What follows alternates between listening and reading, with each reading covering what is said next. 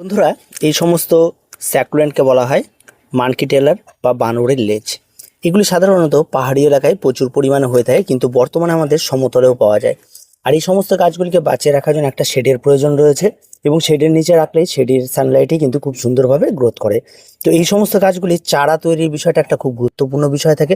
সেটা হচ্ছে এই সমস্ত গাছের এই সমস্ত পাতাগুলি রয়েছে, এই পাতাগুলিকে আপনারা দীর্ঘ সময় গাছের গোড়াতেই রেখে দিন। রেখে দেওয়ার পর দেখবেন বেশ কিছুদিন পর এ ধরনের চারা তৈরি হবে, এ ধরনের চারা জার্মিনেশন হবে, এবং এই চারা তৈরি হওয়ার সঙ্গে সঙ্গে আপনাকে কিন্তু এখানে আর রাখা যাবে না। রাখলে কিন্তু এগুলি আস্তে আস্তে পচে যাবে। তার জন্য আপনাকে একটা মাটির মিশ্রণ নিতে হবে, যেখানে শুধুমাত্র আপনারা পাতা পচা নেবেন, আর কোনো কিছু নেবেন না। আর এই ধরনের ছোট পট নিয়ে এগুলিকে ভর্তি করে দেবেন, এভাবে থেকে যাবে। তারপরে দেখবেন আস্তে আস্তে তারা মাথা উঁচু করে বেরিয়ে আসবে, এবং ধীরে ধীরে এরা পরিণত গাছে পরিণত হবে। তো ভিডিওটি ভালো লাগলে অবশ্যই লাইক, শেয়ার এবং কমেন্ট করুন, আর আমাদের চ্যানেলটিকে অবশ্যই সাবস্ক্রাইব করুন।